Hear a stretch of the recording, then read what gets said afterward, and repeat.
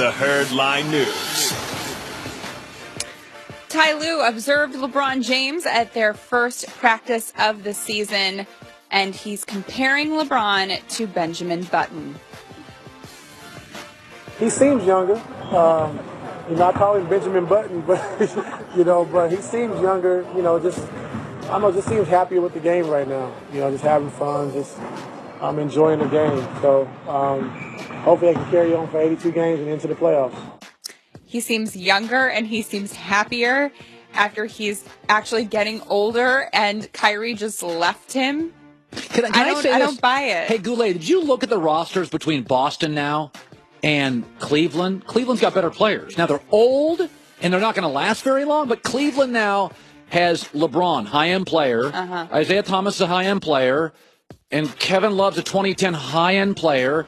And then they got three high-end players. And by the way, Derrick Rose with LeBron's play 18-point a game, so he's a pretty high-end player. They got in Boston Kyrie Irving and Gordon Hayward.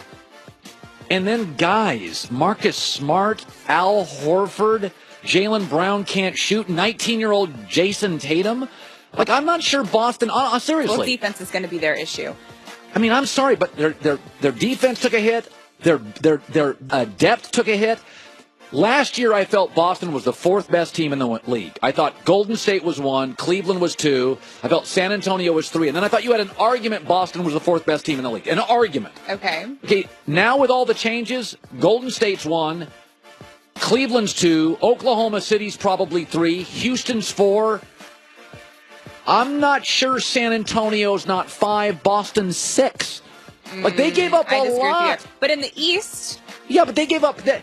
Boston. You don't think that the Celtics could beat the Cavs? No, not now. Not this year. Can't wait. They have better players. Now, again, they're going to have to rest. But if you look at, I get LeBron. Well, I didn't even mention Tristan Thompson, who can play. He can play. And apparently about to have a baby. Yeah, that's why I read that yesterday, too. Yeah. I'm just really happy that LeBron's feeling younger, because that means he'll play more. He won't have to have his rest days. So that'll be great for all the fans who pay money to see him. Oh, boy. Just saying. Yeah. So Dwayne Wade apparently is close to signing a contract with the Cavs. Could happen today. And with that news, apparently there are some Bulls fans who thought about burning their Dwayne Wade jersey, but at the last minute said no because he paid $110 for this. Yeah. I don't know which is weirder. By the way, are you burning jerseys? Nobody in Chicago has an emotional connection to D-Wade's pro basketball career. They don't. And also, people in Chicago are really nice. So I would like to, except for some, bad stuff going on in Chicago right now, but for the most part, Midwestern people. Chicago is nice. Chicago's got nice people. They do. Boston's surly. Chicago's nice. Boston is surly. It really is. People are surly. Surly is the right word, but they're very protective of their crews. It's hard to break in. Parochial. Provincial Boston. And finally, John Mara is saying that he is very unhappy with Odell Beckham Jr. imitating a dog and urinating on the end zone. He says, I don't want to get into a discussion of this, but I will say that I'm very unhappy with Odell's behavior on Sunday, and we intend to deal with it internally. I really liked having Greg Jennings on the show yesterday because I agree with him completely. It's really hard to tell someone they can't be who they are in that way, because then you're going to take away from who they are on the field. I don't necessarily buy that. I think there's a lot of great players who are emotional who don't pee on the field. I don't think that's like, it's like saying to my kids, well, if you're going to be driven and smart, you'll also be driven to be a cocaine dealer.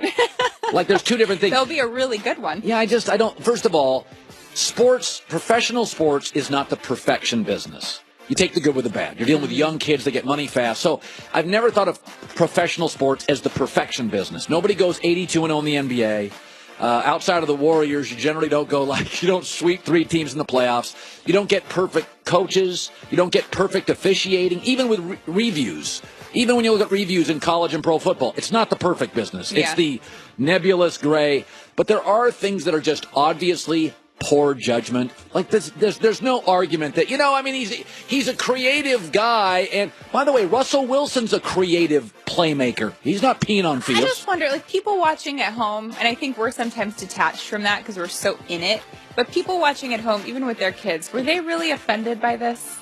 Did they really think it was bad? And is it really that big of a deal? Well, listen, I'm not offended by almost anything. So I'm never one to, like the way these protests in the NFL hit a lot of Americans and the way they hit me. You know, I just see players having a silent protest. I'm more offended by people booing during the anthem. Yeah. I'm sitting next to you at a stadium and you're booing during an anthem. I don't mind anything silently done. You don't make noise. If my kids started talking during the anthem, I'd be like, take your hat off and be quiet.